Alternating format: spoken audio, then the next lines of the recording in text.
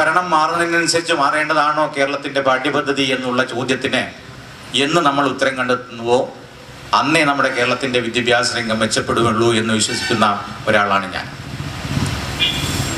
ഇവിടെ പരിഷ്കാരങ്ങൾ വരുന്നത് കൂട്ടത്തോടെയാണ്.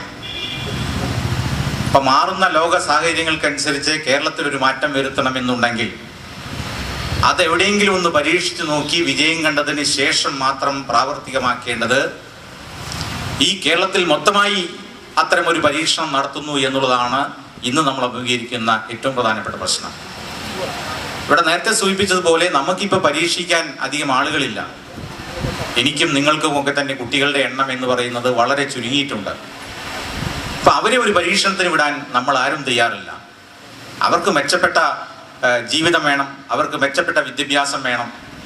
ലോകത്തിൽ എനിക്ക് കിട്ടാത്ത വിദ്യാഭ്യാസം കൂടി അവന് കിട്ടുന്ന രൂപത്തിലേക്ക്, അല്ലെങ്കിൽ മാറിക്കൊണ്ടിരിക്കുന്ന ലോകത്തിൽ, മത്സരാധിഷ്ഠിതമായിട്ടുള്ള ലോകത്തിൽ ഏറ്റവും നല്ല വിദ്യാഭ്യാസം കിട്ടുന്നതിന് വേണ്ടി അവൻ എന്ത് ചെയ്യാൻ കഴിയുമോ അതൊക്കെ കൊടുക്കുന്നത് ആണ് എൻ്റെ ഉത്തരവാദിത്വം എന്ന് ജനിച്ച് വശായ ഒരു വിഭാഗത്തിൻ്റെ മുമ്പിലാണ് നമ്മൾ നിൽക്കുന്നത് എന്ന് നമുക്ക് നല്ല ബോധ്യം വേണം. നമ്മൾ അക്ഷരങ്ങളിൽ നിന്ന് വാക്കുകളും വാക്കുകളിൽ നിന്ന് വാചകങ്ങളിലേക്കും പോയവരാണ്. എത്ര സുന്ദരമായിരുന്നു ആ കാലഘട്ടം. ഇപ്പം ഞാനും എൻ്റെ മുൻപുള്ള തലമുറയും പഠിച്ച കാര്യങ്ങളൊക്കെ തന്നെ നല്ലപോലെ നമ്മൾ ഓർത്തെടുക്കുന്നുണ്ട്. ഒരു സുപ്രഭാതത്തിൽ അത് വളരെ പഴഞ്ചനാണ്, അത് മാറ്റേണ്ടതാണ്, ഈ എല്ലാ സൃഷ്ടിയും അവൻ കണ്ടെത്തിക്കൊള്ളും, അവൻ്റെ ആശയത്തിലൂടെ അവൻ അതിലെത്തിച്ചേരും എന്ന് പറഞ്ഞപ്പോൾ ഒരാൾക്ക് പോലും അതിനെതിരെ നിൽക്കാൻ വേണ്ടി കഴിഞ്ഞില്ല. എല്ലാവരും അതിൻ്റെ ഭാഗമായി പോയി. നമ്മൾ പിന്നെ ചിന്തിക്കുന്ന എപ്പോഴാണ്? ഒരു 5 വർഷം കഴിഞ്ഞിട്ട് 10 വർഷം കഴിഞ്ഞിട്ട് നമ്മൾ ചിന്തിക്കുകയാണ് നമ്മുടെ ആ രീതി തെറ്റായിരുന്നു, അത് ശരിയായിരുന്നില്ല എന്ന് പറയുമ്പോഴേക്കും നമ്മുടെ പാലത്തിലൂടെ ഒരുപാട് വെള്ളങ്ങൾ ഒഴുകിപ്പോയി. അതല്ല ഈ കേരളത്തിൽ സംഭവിക്കുന്നത്. നമ്മുടെ പൊതുവിദ്യാഭ്യാസം ഈ രാജ്യത്ത് നിലനിൽക്കണം. അതാണ് ഏറ്റവും പ്രധാനപ്പെട്ട കാര്യം. ഒരു കാര്യം നമുക്ക് ഉറപ്പിച്ച് പറയാൻ വേണ്ടി കഴിയും, എനിക്കല്ല നമുക്ക് എല്ലാവർക്കും ഉറപ്പിച്ച് പറയാൻ വേണ്ടി കഴിയും. ഈ കേരളത്തിലല്ലാതെ ഈ ഭൂമുഖത്ത് ഏതെങ്കിലും ഒരു രാജ്യത്തിൽ തങ്ങളുടെ മാതൃഭാഷയിലല്ലാതെ ഒരു പഠനം നടത്തുന്ന രാജ്യം ഈ ലോകത്ത് എവിടെയുമില്ല. നമ്മുടെ ചെറിയ അറിവ് വെച്ചുകൊണ്ട് നിങ്ങളൊന്ന് പരിശോധിക്കുക, ഏത് രാജ്യമെടുത്ത് പരിശോധിക്കുക, അവരെല്ലാം അവരുടെ കുട്ടികളെ പഠിപ്പിക്കുന്നത് അവരുടെ മാതൃഭാഷയിലാണ്. എന്നാൽ നമുക്ക് ഏറ്റവും വലിയ അലർജി എന്ന് പറയുന്നതും നമ്മുടെ ഭാഷയുടെ ആണ്. അവിടെയാണ് നമ്മുടെ പ്രശ്നം.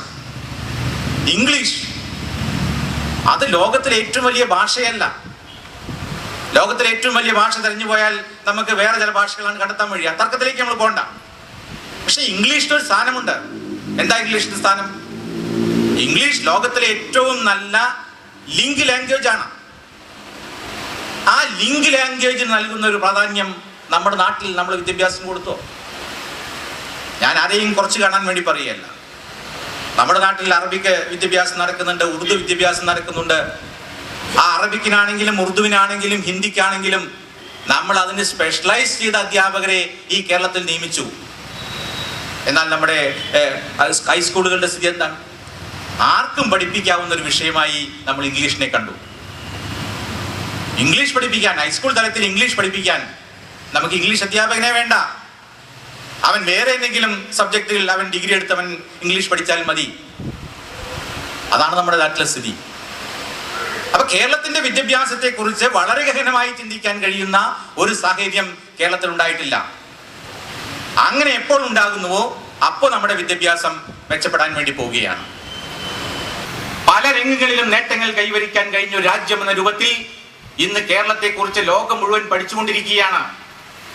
എങ്ങനെ ഇന്ത്യയിൽ ഒരു തുരുത്ത് പോലെ കിടക്കുന്ന ഈ ഒരു ഭൂപ്രദേശം ആരോഗ്യ രംഗത്ത്, സാമൂഹ്യ രംഗത്ത്, വിദ്യാഭ്യാസ രംഗത്ത്, പൊതുക്ഷേമ രംഗത്ത് ലോകത്തിലെ ഏത് വികസിത രാജ്യത്തോടൊപ്പം ഈ കൊച്ചു കേരളം എങ്ങനെ നടന്നു നീങ്ങി എന്നതിന്റെ ഗവേഷണം നടത്തുമ്പോൾ അവരെല്ലാം എത്തിച്ചേരുന്നത്, അവർക്കെല്ലാം നടന്നെത്തിക്കഴിയാൻ കഴിയുന്ന രൂപത്തിലുള്ള പൊതുവിദ്യാഭ്യാസ കേന്ദ്രങ്ങൾ ഇവിടെ ഉണ്ടായിരുന്നു എന്നറിയുമ്പോഴാണ്.